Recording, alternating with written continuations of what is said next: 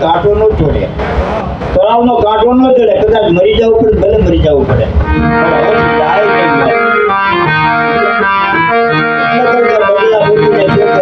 ભર કે કોઈ પાણી પીડે ક્યાં કામના બાબો ભૂતવા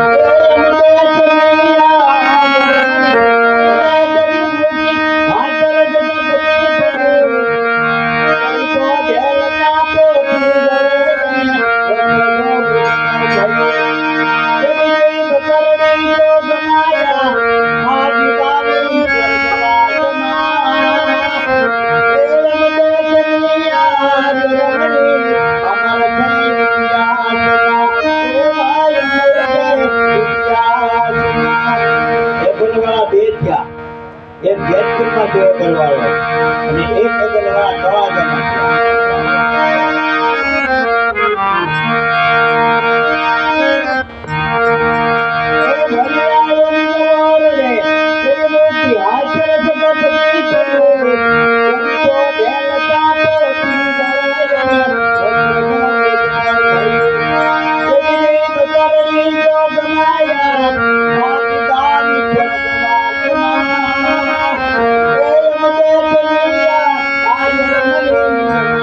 તળાજામાં મારી વાત એ ભલવાળાની કરી છે, તળાજાવાળાની.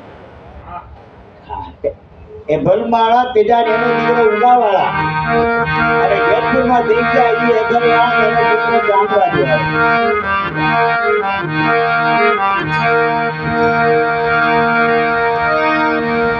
કહેવાય છે કે એભરવાળાને તળાજાની માલિકા દુકાળ પીડ્યો, ભાવનગરના જિલ્લાની માલિકા ચારે કોઈ દુકાનના ઓળા એમ કે છે કે દિયે ચડે ગોબારા, રાતે દેખાય તારા, અમારા ગઢા એમ કહેતા કે સફરિયાના શાળા.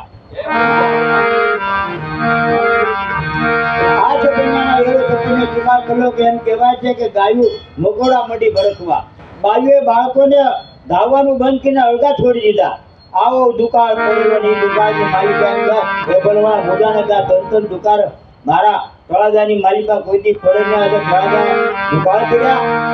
એટલે કોઈ બધા જ્યોતિષ લોકો હોય ને બધાને બોલાવ્યા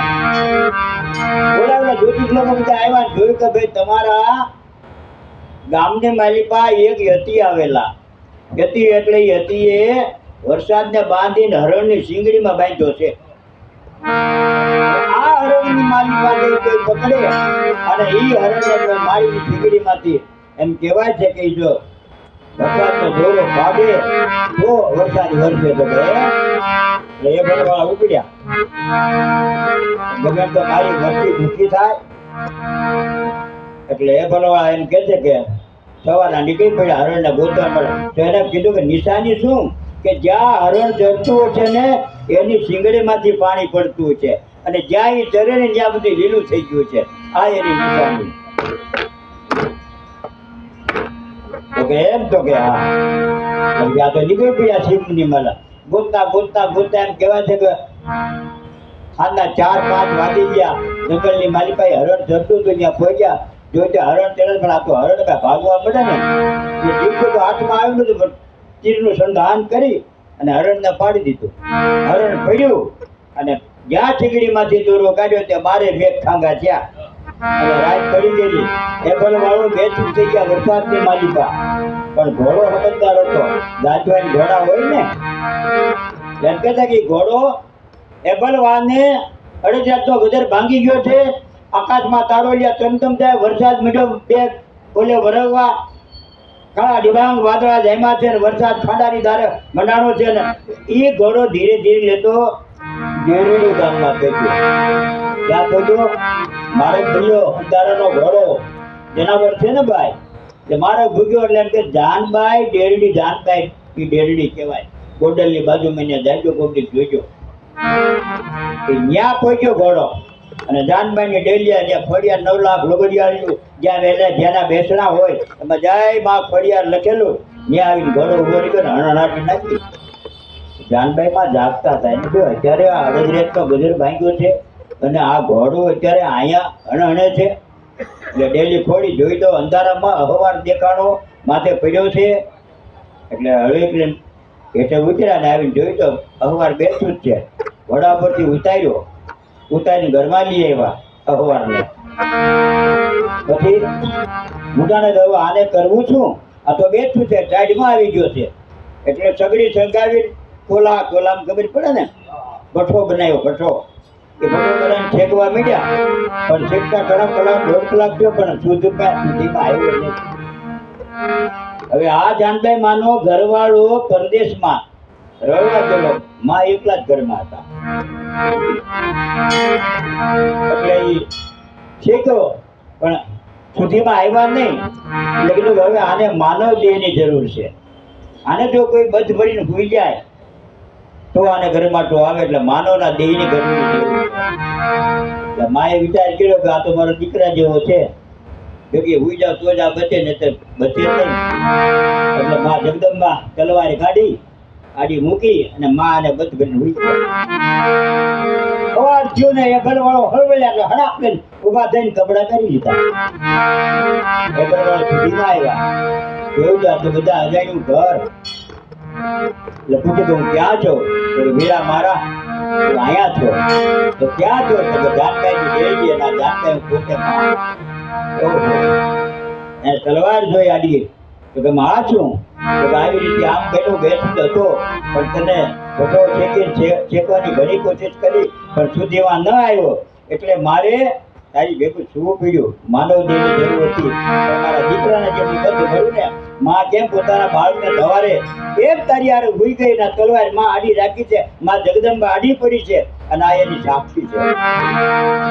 ઉભા થઈને બીજું તો કાંઈ નહીં. પણ હવે આ ભાઈ તમને ગામડું આપે માગો દીકરા માગવા જેવું તો કાંઈ અત્યારે તો છે નહીં પણ જેથી જરૂર પડશે ને તેથી હું તારી માગવા આવી તળા છે. અને 2-4 દી આ રોક્યા એ બલવાળાને ખાડેથી પાટેથી ખાડે એમ કરતા 3-4 દી ત્યાં પછી એ બલવાળાએ રજા લીધી કે હવે મને જવા દો. એ બોલવા ગયા એટલે ગામમાં વાતું હાલે ને તો ચારુની દીકરી ઘરવાળો ઘરે નહીં અને 4 પાંદી દીધી એને હાચવો એટલે વાત બેઠી થઈ. કારણ કે ભાઈ માણસ જીવવું હશે ને ભાઈ આટલું થઈ પડો. કારણ કે માથે ચક્કરના હારા ચીકરાય ને ત્યારે ખબર પડે. એટલે એમાં ચારણ ભાઈ વિચાર કરે કે કેદી આવે ગયા દાદા સરુતોને ખાઈયો ચૂંટોને ખાઈયો માંસ દો અખિયા મત ખાઈયો મોહે પીયું જોન કિયાસ. વાત જોવે છે ચારણની. અને અઠવાડિયા 15 દી પછી ચારણ આવ્યો ને ગામમાં ઘેર્યો ત્યાં મારી જ્યાં ખટખટિયા હોય ને ચાલુ થઈ ગયા કે ભાઈ એક ભાઈ આવ્યો તો ને તારા ઘરવાળા તો ભાઈ પાટલેથી પાટલે ને ભાઈ સપનામાં એભલવાળો ખાય છે કે હે અને શંકાનો કીડો છે ને ધીરે ધીરે મોટો થતો શંકા છે ને એટલે શંકાનો કીડો ધીરે ધીરે મોટો થાય. તારો કદેજમાં ચંદ્ર છૂપે નહીં, સૂર્ય છૂપે નહીં, બાદલ છાયો, રણ ચડ્યો રજપૂત છૂપે નહીં, દાતા છૂપે નહીં, ઘેર માગન આવ્યો, ચંચલ નારી કો નૈન છૂપે નહીં, પીત છૂપે નહીં, પૂઠ બતાયો, કવિ ગંગ કહે સુરસ્યા અકબર કે આ ભાગ્ય છૂપે નહીં, બબૂત લગાયો. લેબલવાલ ને ક્યાં પછી આને શંકા પડી પડવા ધીરે ધીરે મીડિયો ની આડો રહી કરવા મીડિયો મારવા માને.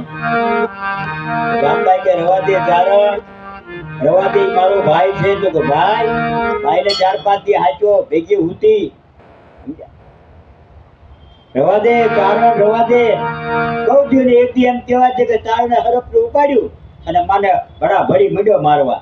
ત્યારે કે ચારણ રોકાઈ જા. હજી કહું છું ચારણ રોકાઈ જા પણ ચારણ ન માન્યો. જગદંબાઈ વાળ છૂટા કર્યા અને હે ગુરુનારાયણ જો છત માન અને વતન થી મેં ચારણ ને જીવ્યો હોય તો ભલે ઉગા ભાણ તુમારા ભામણા મરણ જલનક રાખજે માન. અમારી કશુબના રાઉત દી ઉગેને અજવાળા થયા, ગત ગંગા તને કરે પ્રણામ. ભલે ઉગા ભલે ભાણ તુમારા ભામણા મરણ જલ લાગજે માન. તમારી કશ્યપના રાઉત ને આમ અંદરી હાથમાં લીધી હો બાઈએ અને મંત્ર ભણીને ચારણની માતાને કહે ચારણ જો છત મન અને વચન થી તને ચેવડ ને તો કોઈ દી કોઈ પર પુરુષનું જ્ઞાન કોઈ દી મનમાં ન ધર્યો તો તને કાળો કોઢ નીકળે.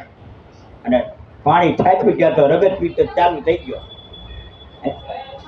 ભાઈના શરીરમાંથી રગત પીત અને ચારણ પછી તો માફી માંગી કે ચારણ પૂરું થઈ ગયું. હવે તો જો કોઈ 32 લક્ષણો પુરુષનો ભોગ આપે અને એનું લોહી જો તને છાંટવામાં આવે ને તો તને આ કોડ મટે, બાકી કોડ મટે નહીં. આવો કોણ છે ને તારો મારો ભાઈ છે તળાજા. હાલ તારે પારખા લેવા છે ને તો જોઈ લે કે એ ઘરવાળો શું છે, મારો ભાઈ છે કે મારો ઘરવાળો છે. અને બાઈએ એમ કે છે કે બજારમાંથી કરંડી લઈ આવ્યા, અંદર રૂના પોલ મૂક્યા, એમાં ચારણને બેહાર્યો. એ જગત પિતા રગડા હાલ્યા જાય છે. અને એ ભાઈ એમ કે ચારણ માય જાનભાઈ માથે એ હુંડલો માથે ઉપાડીને હાલી નીકળ્યા તળાજે. બીજે આવા ગાડા જેવું જ હતું, કઈ બીજું હતું નહીં. અને બીજે દિવસે એમ કે છે કે તળાજે પહોંચ્યા એટલે દરબારને કીધું કે ભાઈ તમારી બેન જાનભાઈ દેવડી થી આવી છે, જ્યાં સમાચાર આપો. એટલે દરબારને સમાચાર આપ્યા એટલે હેબલવાળા ઉગાડા પગે બેઠ્યા હો. આવીને માના પગમાં પડી ગયા. આવો બેન બેનને અંદર લીધા, કરંડિયો એકર મૂક્યો. છોકરા નાના નાના હોય ને તેમ તક ભય આવ્યા એટલે આમાં કઈક લાયફા લાગે છે. ભાગ લાવે ને ભાઈ એટલે એમ કહેવાય છે કે બધા છોકરા કે ભાઈ આ પેલા કઈક ભાગ લાવ્યા છે. એટલે ભલવા કીધું કે આમાં શું છે તો કે એમાં તારો બનાવી બેઠો છે. તો શું વાત છે, શું થયું તો કે આવી રીતે આંખ બન્યું અને મેં હરાપ આપ્યો, રગતવીત થઈ ગયો છે. હવે જો કોઈ 32 લક્ષણો કોઈ હોય અને પોતાનું લોહી અને જાતે ગળું કાપી તો આ બેઠો થાય. બાકી તો આ રગતવીત એમને રે હું 32 લક્ષણો જ છું. તારું કાપડું બાકી છે ને જો આ કાપડા આ કાપડું ભાઈને બેન બહુ વાલી અને બેન ને ભાઈ વાળતો ભાઈ પાછો બેન ના મારતો હોય નાખી કેટલા જાય પકડતો. એટલે એમ કહેવાય છે કે હું 32 લક્ષણો છો. મુહૂર્ત જોવરાવું એટલે મુહૂર્ત જોવરાયું. બીજે દિવસનું મુહૂર્ત આવ્યું, હાથમાં તલવાર લીધી હો એ ભલાવાળાએ, અને આમ કે ઝટકો મારવા જાય એનો દીકરો 10 વર્ષનો ઊભો વાળો આવીને તલવાર પકડી લીધી હાથમાંથી. કે બાપુ બોલ બેટા, મને ઓળખો છો? તો કે આ તું મારો દીકરો. કેટલા લક્ષણ છે તમારે? તો કે 32 લક્ષણો છું. હું બેઠો ને જો મારો બાપ તલવાર માંડતો હોય, હે, હું તો 34 લક્ષણો છું, અને જો તમે મરો તો પછી મારું શું? માટે તમારાથી તલવાર નહીં ઉપર લાવો તલવાર મારા હાથમાં. માને કીધું કે હું 32 લક્ષણો છું, મારો બાપ છે, હું 34 લક્ષણો છું, માટે આ તલવાર હું મારું છું. કોડો મારા ફુવાને બહાર કાઢો. ફુવાને બહાર કાઢીને આમ કરીને આમ ચટકો માર્યો, ગળું હેઠું પડી ગયું. હું તો નાખી વજા ભલે વાળાએ માથે રેડ્યો ને લોહી કોડવી ગયો. ન્યા દાન કાઢે એમ કહેવાય છત થયું, વાળ છૂટા. માં જે ભલ માગ કે માગો માં માગી લે બોલ કે માગું તો મારો દીકરો છે ને હતો એવું ને એવું થાય. અને જ્યાં આમ ધડને માથું જોડ્યા અને અંજળી છાંટી માયે અને ઉગો વાળો બેઠો થયો. બે વગામાં કોને, બે ભલમાં કોને વખાણીએ? છડનો ચોપણ હાર કે છડનો વાઢણ હાર, કોને બે માંથી કોને વખાણીએ?